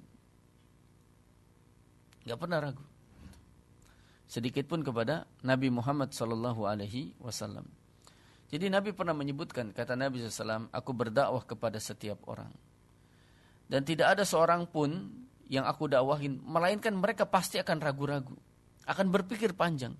Kecuali satu orang, siapa itu? Abu Bakar. Abu Bakar itu aku dakwahin, nggak ada sedikit pun keraguan. Kenapa rekan dakta yang dirahmati Allah? Abu Bakar tuh nggak ragu sama Nabi, karena Abu Bakar ini tahu karakter Nabi Muhammad sebelum diangkat jadi Rasul, nggak pernah berdusta, nggak pernah berbohong. Jadi tahu betul Abu Bakar As-Siddiq ini. Makanya Abu Bakar dengan Nabi SAW itu klop. Kenapa? Orang baik sama orang baik itu. Makanya rekan dakta yang dirahmati Allah, Rasulullah itu kan perintahkan kita agar berteman dengan orang-orang yang baik itu. Karena kata Nabi, ar-rajulu ala dini khalilihi, falyanzur ahadukum man yukhalilu. Seseorang itu sangat bergantung dengan karakter, kepribadian dan agamanya temannya itu. Oleh karena itu lihatlah dengan siapa dia berteman. Jadi kalau berteman dengan orang baik, mesti jadi baik. Berteman jadi orang buruk, jadi buruk. Abu Bakar temannya Nabi Muhammad, ya karakternya baik. Orang baik ketemunya sama baik. Gitu. Makanya Abu Bakar nggak pernah mendustakan Nabi SAW. Bahkan nanti ketika ada peristiwa Isra Mi'raj, ketika orang mulai ragu, nggak mungkin ada orang bisa pergi ke Palestina hanya dalam waktu yang sangat singkat, semalaman. Abu Bakar nggak ada sedikit pun keraguan, sangat yakin apa yang diucapkan oleh Nabi SAW. Nah, ini salah satu di antara karakter Abu Bakar itu tidak pernah mendustakan Nabi. Sangat yakin dengan apa yang dibawa oleh Nabi Muhammad SAW. Dan Abu Bakar ini adalah termasuk saudagar yang sukses dan kaya raya. Jadi kemuliaan Abu Bakar itu bukan dari sisi nasabnya. Jadi kalau dari sisi nasab biasa saja. Tapi beliau itu dihormati karena kekayaannya. Jadi perlu kita ketahui rekan dakta yang dirahmati Allah, di kalangan bangsa Arab pada saat itu, seseorang itu derajatnya itu tinggi, dihormatin itu pertama karena nasabnya itu. Karena nasabnya. Jadi nasab-nasab yang paling utama diantaranya adalah nasabnya Bani Abdul Muthalib itu. Kemudian Bani Umayyah itu. Itu termasuk diantara nasab-nasab yang sangat dihormatin. Demikian pula kalau ada orang yang nasabnya tidak terkenal itu. Biasa saja nasabnya. Tapi dia orang kaya. Dia juga mendapatkan posisi bagus di tengah masyarakatnya. Walaupun nasabnya tidak bagus, tapi kalau kemudian memiliki kekayaan, itu juga termasuk orang yang sangat dihormatin. Nah, Abu Bakar itu bukan dari sisi nasabnya, tapi dari sisi kekayaannya. Orang menghormatinya itu. Dan rekan dakta yang dirahmati Allah, dalam sejarahnya Abu Bakar ini dikenal sebagai orang yang juga tidak pernah menyembah berhala. Karena bertemannya, bersahabatnya sama Nabi, nggak pernah nyembah berhala. Dan tidak pernah melakukan perbuatan yang tidak pantas di zaman jahiliyah. Perbuatan yang nggak pantas saja itu nggak dilakukan sama Abu Bakar. Jadi benar-benar terpelihara. Gitu. Terpelihara Abu Bakar dari melakukan perbuatan-perbuatan yang buruk. Gitu. Dan Abu Bakar dikenal sebagai orang yang memiliki intelektualitas yang sangat bagus itu. Jadi orang yang intelek, cerdas itu. Bahkan termasuk salah seorang yang ahli dalam ilmu nasab. Ilmu nasab itu menghafal garis keturunan sampai ke atas itu. Ini Abu Bakar As-Siddiq termasuk orang yang hafal itu. Yang pada saat itu ilmu terkait dengan nasab itu sangat penting. Gitu. Orang untuk mendeteksi seseorang itu keturunan siapa itu, mereka bertanya kepada ahli nasab itu. Nah, di antara orang yang ahli dalam masalah nasab dan sejarah itu adalah Abu Bakar As-Siddiq. Jadi Abu Bakar itu ingatannya sangat kuat dan ngerti tentang sejarah bangsa Arab itu. Nah, ini rekan dakta yang dirahmati Allah, Abu Bakar As-Siddiq termasuk orang yang memiliki hubungan dekat dengan Nabi karena termasuk sahabat Nabi. Dan ketika Nabi berdakwah kepada Abu Bakar, tidak sedikit pun Abu Bakar ragu. Bahkan kemudian langsung beriman dengan kerasulan Nabi Muhammad SAW. Maka inilah keutamaan Abu Bakar yang tidak pernah ragu sedikit pun terhadap kerasulan Nabi Muhammad SAW. Dalam beberapa hadis disebutkan tentang keutamaan Abu Bakar itu. Dari Muhammad bin Al-Hanafiyah, ia berkata, "Qultu li abi ayun nasi khairun ba'da Rasulillah sallallahu alaihi wasallam." Jadi Muhammad bin Al-Hanafiyah pernah berkata kepada ayahnya, yaitu Ali bin Abi Thalib. Gitu. Siapakah manusia yang terbaik setelah Rasulullah sallallahu alaihi wasallam? Apa kata Ali? Abu Bakar. Kata Ali kepada anak itu, Abu Bakar yang terbaik itu. Qultu sumaman. Kemudian aku berkata, kemudian siapa lagi? Ali berkata, summa Umar. Kemudian adalah Umar bin Khattab. Gitu.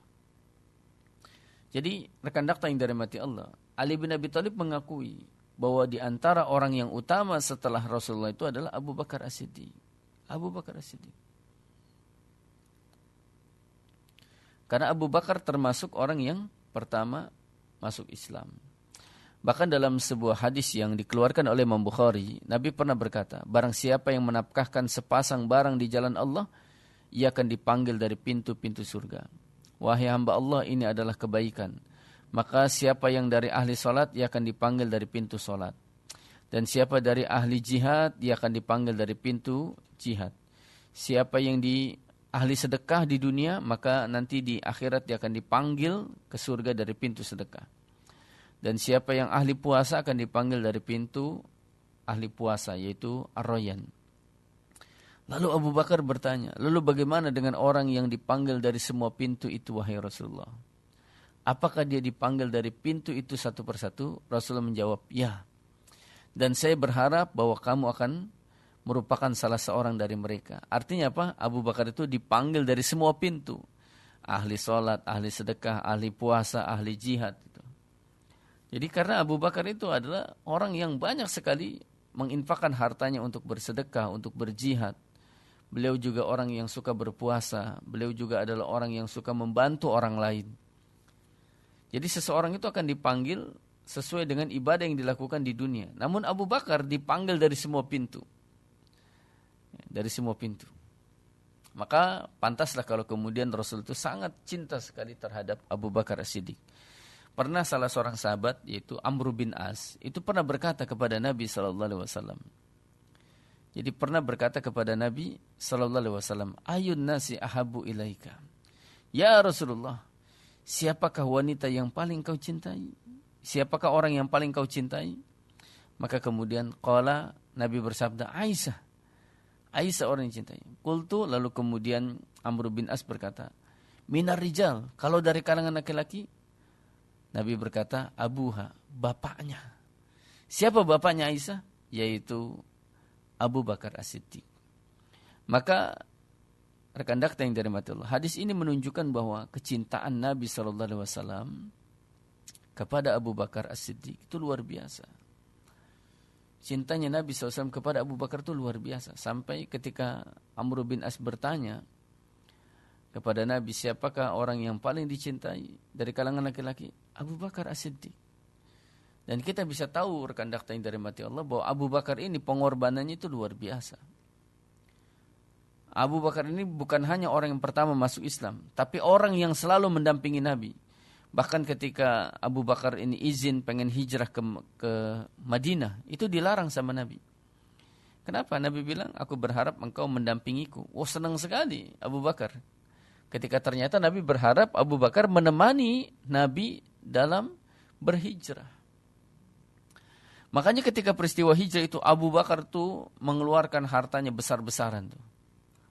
Beliau sampai beli 2 unta yang paling bagus, yang unta tersebut yang akan dipergunakan untuk pergi ke Madinah. Jadi beliau beli unta yang paling bagus sebagai kendaraan menuju ke Madinah sebelum hijrah itu.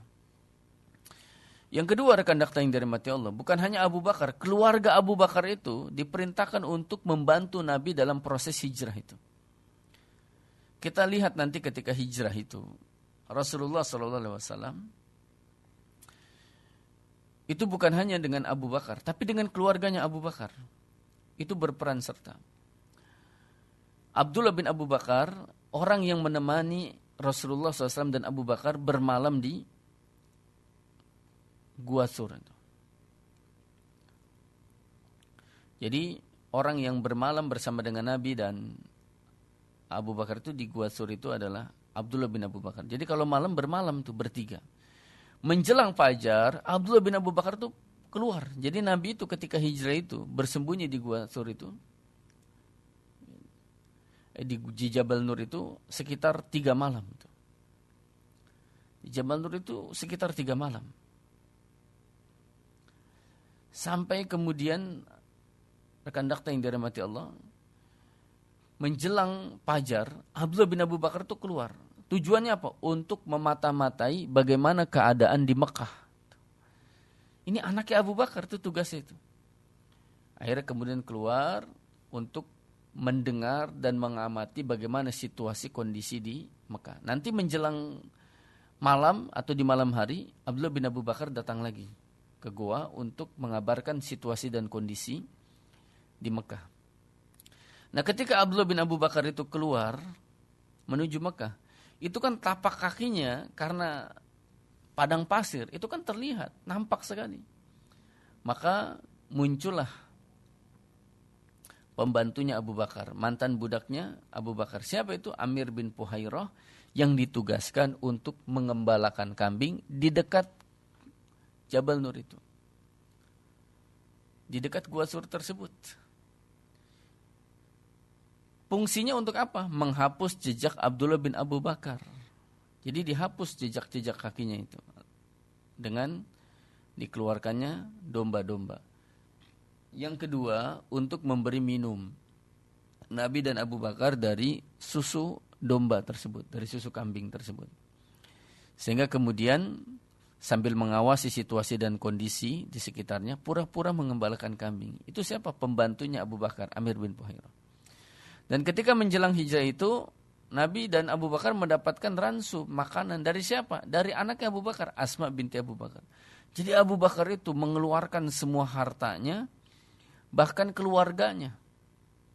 Abdullah bin Abu Bakar, Asma binti Abu Bakar, Amir bin Fuhairah itu diikut sertakan untuk membantu proses hijrahnya Nabi Shallallahu Alaihi Wasallam. Makanya Abu Bakar itu luar biasa kontribusinya terhadap Islam dan kaum muslimin. Dan yang perlu dicatat rekan dakta yang dirahmati Allah, Abu Bakar itu ketika dia masuk Islam hari ini, besoknya dia bawa beberapa orang sahabat masuk Islam. Jadi luar biasa itu semangat dakwahnya Abu Bakar. Jadi Abu Bakar hari ini masuk Islam, besok dia bawa beberapa orang. Termasuk Utsman bin Affan, Thalha bin Ubaidillah, Zubair bin Awam, Abdurrahman bin Auf. Itu adalah orang-orang yang masuk Islam dari tangan Abu Bakar. Bayangkan Abu Bakar itu bukan hanya dia ingin masuk Islam sendiri, tapi dia bawa teman-temannya itu, orang lain untuk masuk Islam. Makanya Utsman bin Affan itu atas perantara Abu Bakar masuk Islam. Nah ini rekan dakta yang dirahmati Allah, betapa pengorbanan Abu Bakar itu luar biasa. Bahkan ketika terjadi perang Tabuk itu rekan dakta yang dirahmati Allah. Jadi perang Tabuk ini adalah peperangan kaum muslimin dengan Romawi di daerah Tabuk, jauh sekali arah mau ke Suriah itu, ke Palestina. Nah itu pada saat itu musim paceklik, diperintahkan kaum muslim untuk berkorban, untuk memberikan sumbangan karena mereka ingin pergi berjihad. Maka Abu Bakar bawa seluruh hartanya, disumbangin. Jadi kan Nabi tanya, wahai Abu Bakar, apa yang kau sisakan untuk keluargamu? Maka Allah wa Rasuluhu, Allah dan Rasulnya yang saya sisakan, Rasulullah. Artinya apa? Semua hartanya diserahkan, itu diberikan kepada Nabi SAW, kepada pasukan kaum muslimin dalam perang Tabuk tersebut. Nah ini pengorbanan yang sangat luar biasa dari sahabat Abu Bakar, sahabat yang mulia, yang dia habiskan hartanya, dia habiskan seluruh hidupnya untuk membela Islam dan kaum muslimin. Jadi rekan dakta yang dirahmati Allah, ini sahabat yang keempat yang masuk Islam. Pertama, jadi yang pertama masuk Islam itu yaitu Khadijah, kemudian Ali bin Abi Thalib, kemudian Zaid bin Haritsah, dan yang keempat adalah Abu Bakar As-Siddiq. Dan setelah Abu Bakar ini akan masuk Islam sahabat-sahabat yang berikutnya. Baik itu Utsman bin Affan, Thalha bin Ubaidillah, Zubair bin Awam, Abdurrahman bin Auf. Yang mereka itu masuk Islam melalui perantara Abu Bakar As-Siddiq. Makanya Abu Bakar itu sangat berjasa sekali dalam dakwah Islam. Karena dia termasuk yang tidak pernah berhenti untuk mengajak orang untuk masuk Islam. Nah baik rekan dakta yang dirahmati Allah, kita akan menyimpulkan terkait dengan kajian kita di kesempatan malam hari ini, tentunya setelah pesan-pesan berikut ini.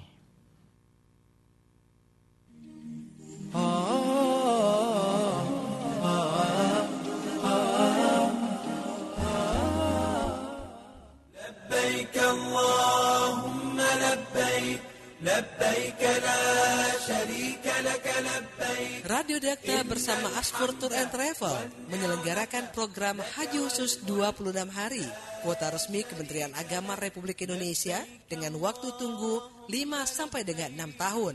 Travel resmi terpercaya, layanan terbaik, biaya akan disesuaikan pada tahun keberangkatan. Program Haji Khusus Radio Dakta dan Asfur Tour and Travel, biaya hanya $15.000 bintang 5 serta $13.000 untuk bintang 4. Harga sudah termasuk pesawat PP, visa haji resmi dan tasre, hotel dan makan, transportasi full AC, mahtab haji khusus, bimbingan manasik, perlengkapan haji dan air zam-zam. Syarat pendaftaran, fotokopi paspor, Pas foto 3x4 sebanyak 30 lembar dengan background putih, serta 4x6 sebanyak 10 lembar dengan background putih. Fotokopi KTP, KK, dan buku nikah 1 lembar. Info dan pendaftaran program haji khusus hubungi Radio Dakta 021 880 7426 atau WhatsApp 0815 11 107 107. لبيك اللهم لبيك لبيك لا شريك لك لبيك لبيك إن الحمد والنعمة لك والملك لا شريك لك. Percayakan pilihan akikah Anda melalui Dakta Peduli.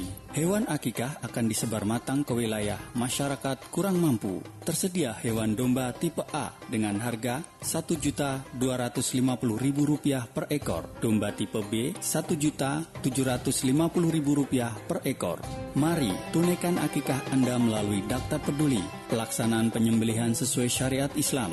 Rekan juga akan mendapatkan dokumentasi, sertifikat akikah, dan pendistribusian.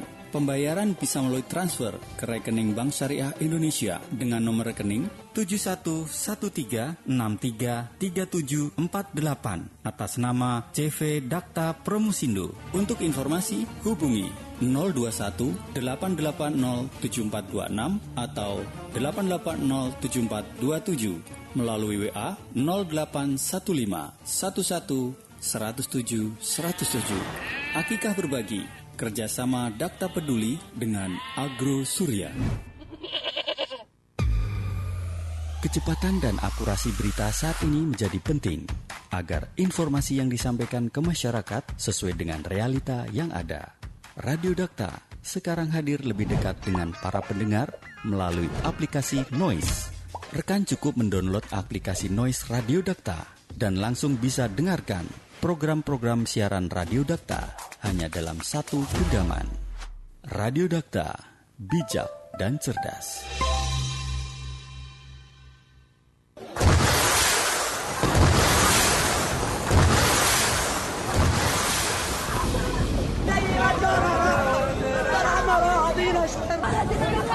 Gempuran Israel ke Gaza terus berlangsung dan telah meluluh lantakkan bangunan-bangunan serta rumah warga.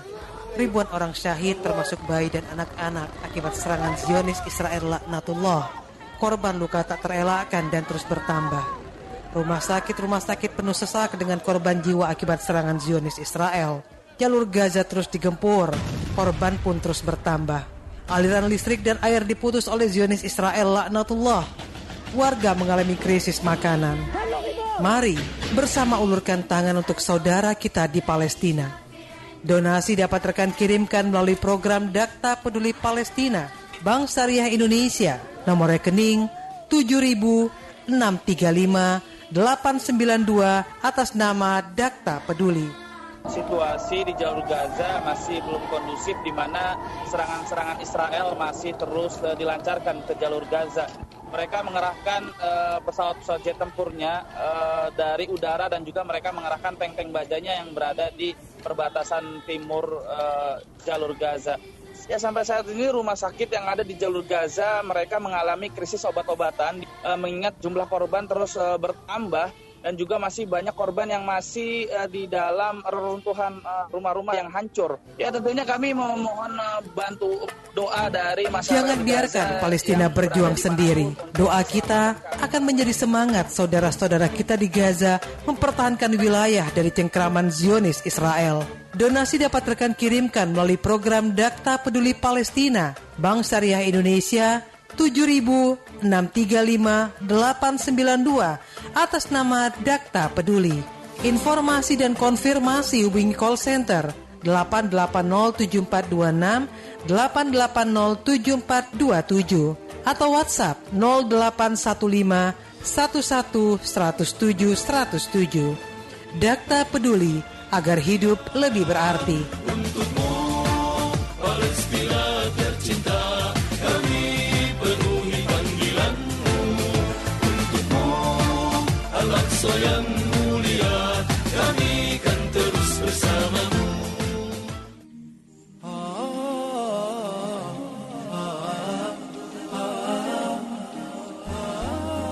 Kembali di 107 FM, rekan Dakta yang dirahmati Allah.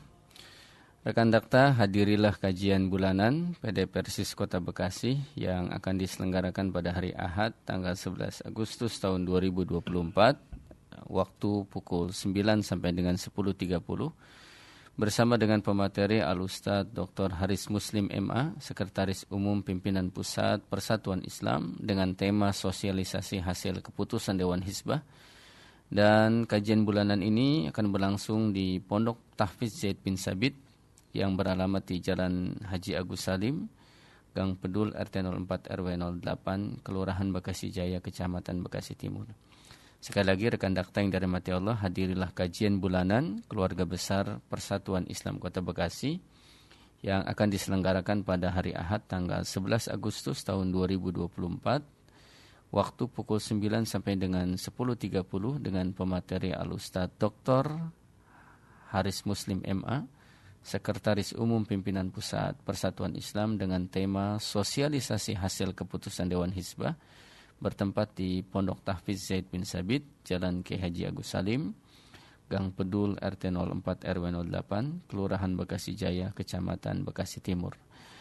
Rekan Dakta yang dirahmati Allah, dari keempat sahabat yang tadi kita bahas, yang merupakan asabiqunul awwalun, yaitu sahabat-sahabat yang pertama masuk Islam, maka kita bisa pahami bahwa karakter dari dakwah sirriyah atau dakwah secara sembunyi-sembunyi itu adalah merupakan ring pertama dalam dakwah. Siapakah ring pertama dalam dakwah? Yang pertama adalah keluarga inti.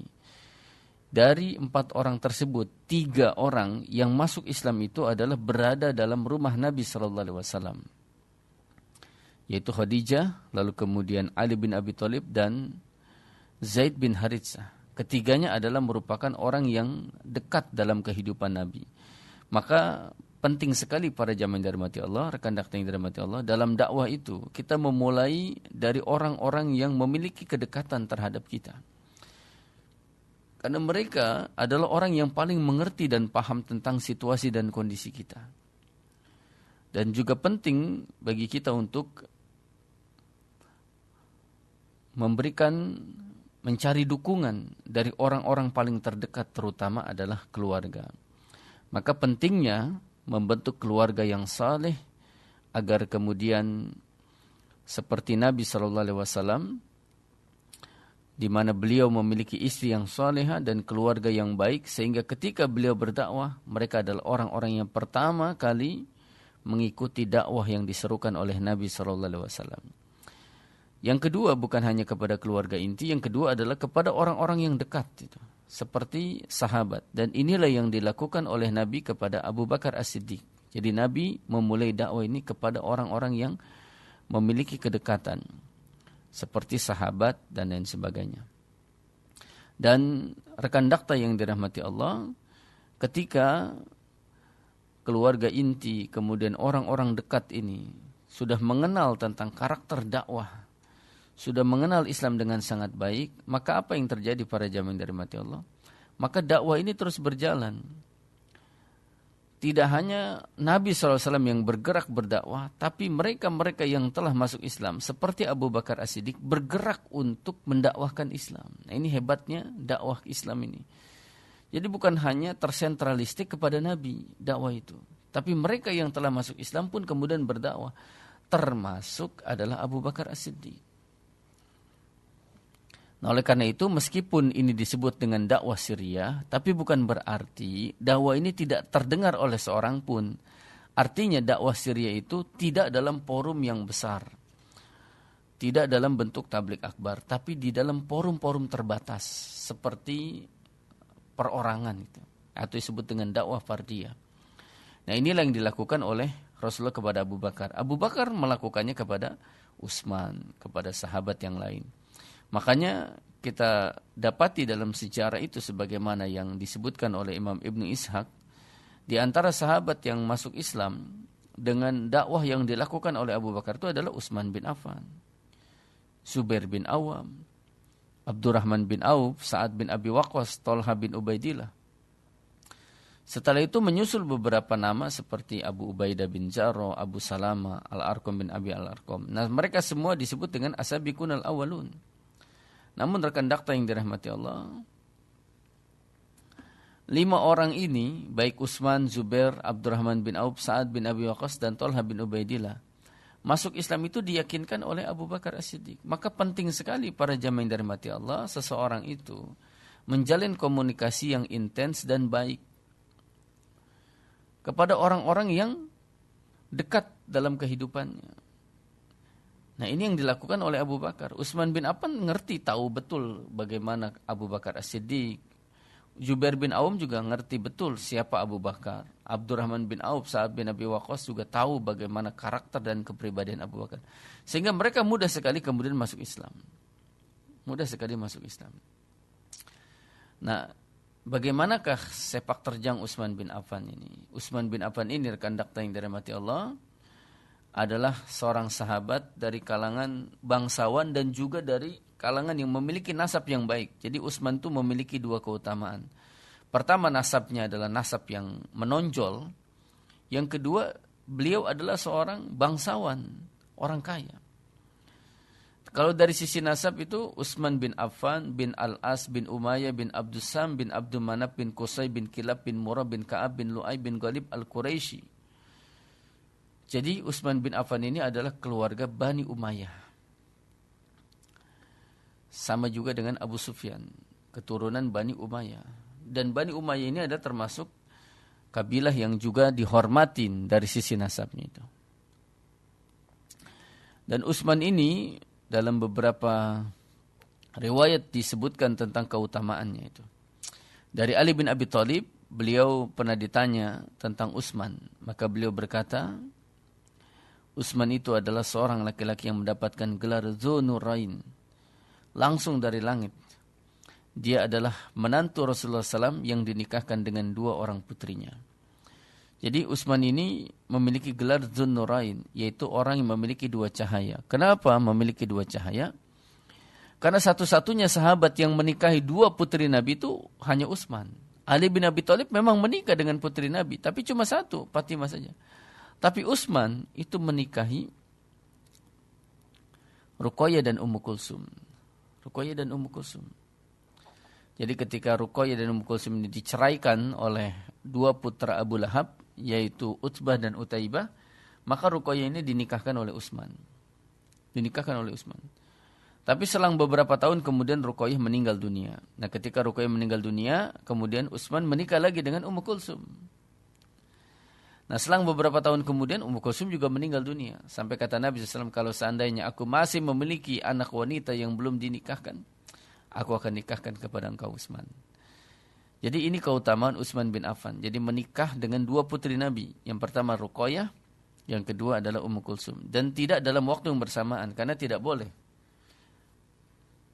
menikahi 2 saudari dalam waktu yang bersamaan. Tapi menikahnya itu setelah Ruqayyah meninggal, lalu kemudian menikah dengan Ummu Kulsum. Jadi ini keutamaan Utsman. Jadi Utsman itu menikah dengan 2 putri Nabi. Demikian pula dalam riwayat yang lain, Zaid bin Sabit berkata, saya mendengar Rasulullah SAW bersabda, Utsman datang kepadaku. Wa indi malakun minal malaika faqala syahidun yaqtuluhu qaumuhu inna nastahi minhu. Utsman datang kepadaku dan pada saat itu ada seorang malaikat bersamaku. Malaikat itu berkata, dia akan mati syahid dan akan dibunuh oleh kaumnya. Sesungguhnya kami sangat malu kepadanya.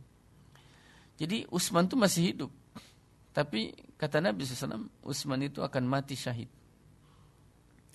Yang kedua, para malaikat pun sangat malu kepadanya. Kenapa? Karena Utsman bin Affan memiliki sifat malu. Memiliki sifat malu.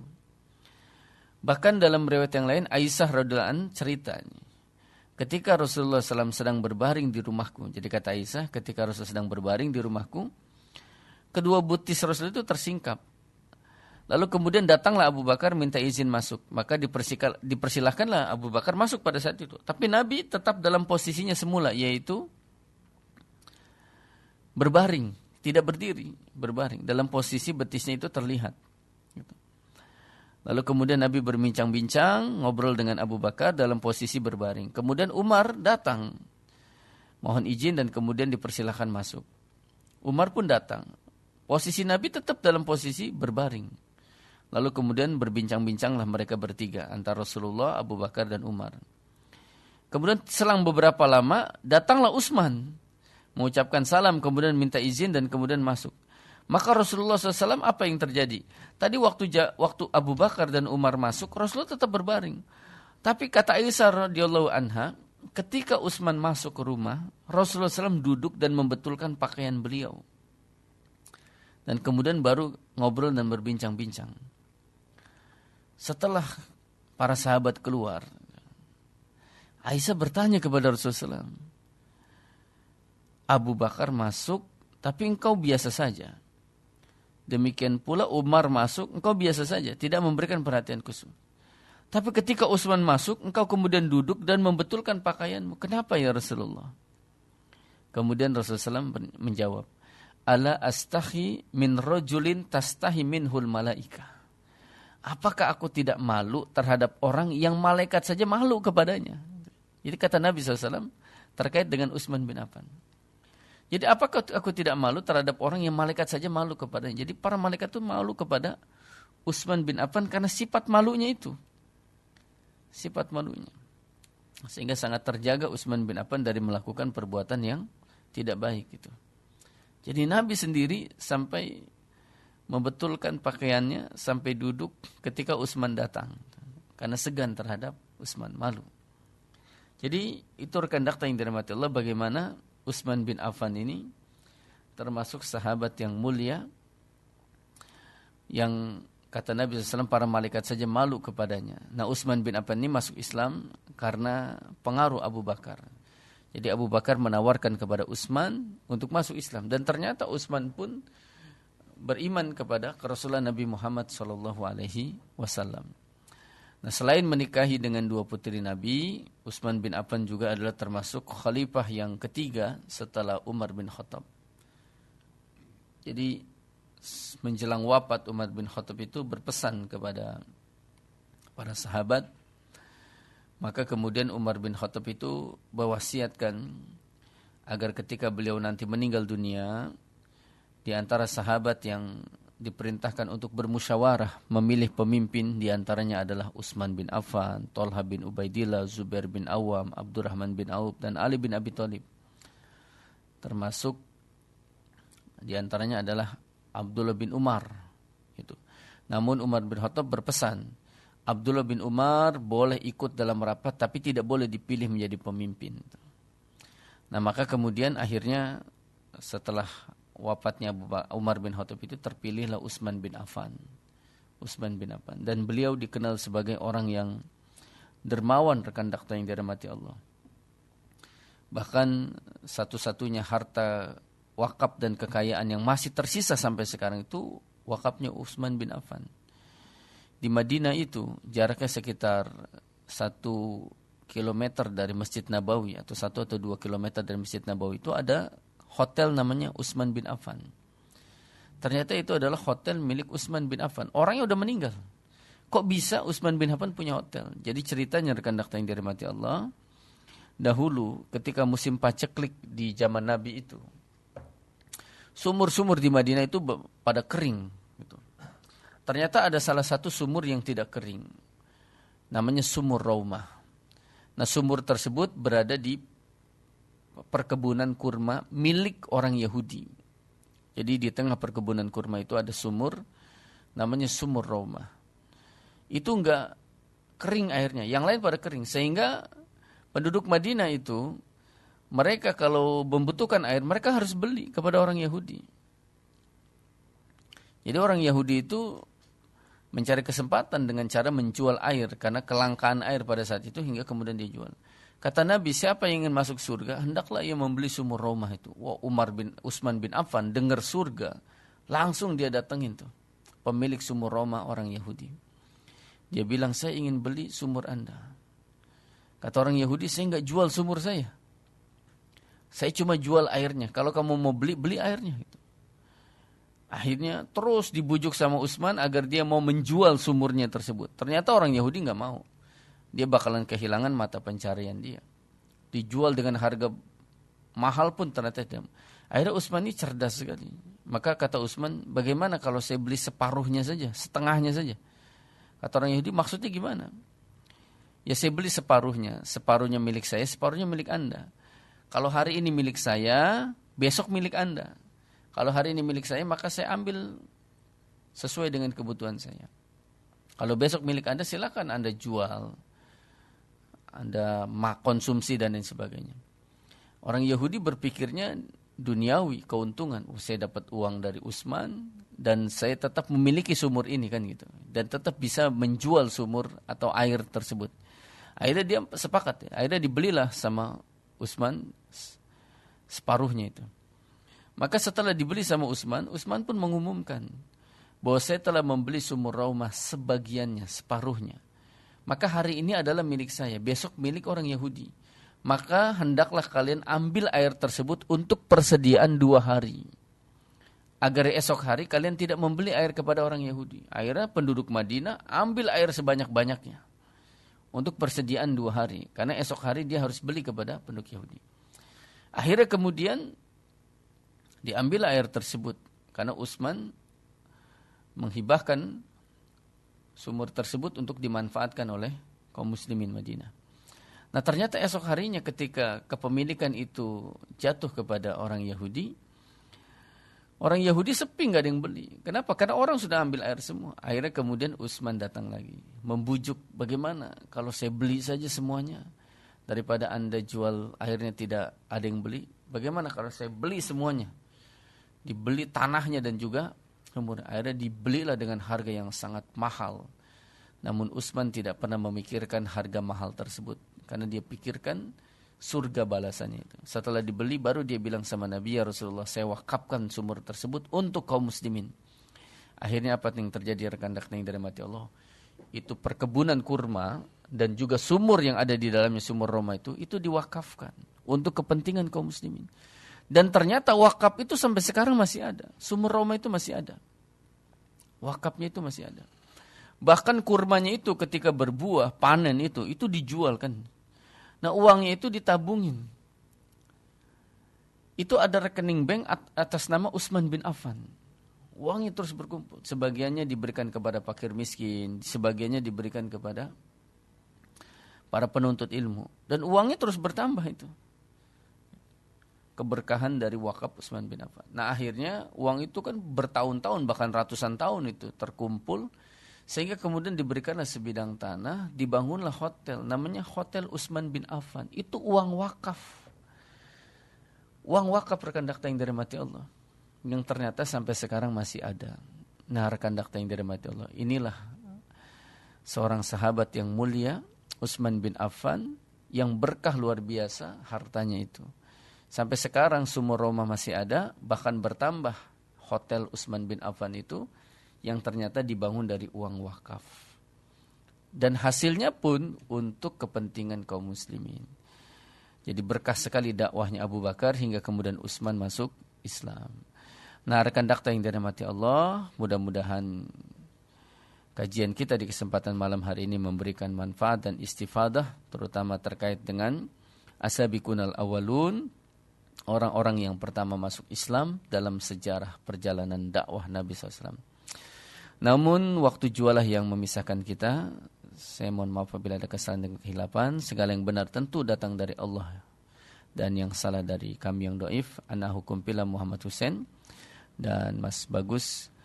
Mohon pamit dan undur diri dari ruang dengar rekan dakta sekalian. Aqulu qauli hadza wa astaghfirullah li wa lakum. Subhanakallahumma wa bihamdik, asyhadu an la ilaha illa anta astaghfiruka wa atubu ilaik. Assalamualaikum warahmatullahi wabarakatuh.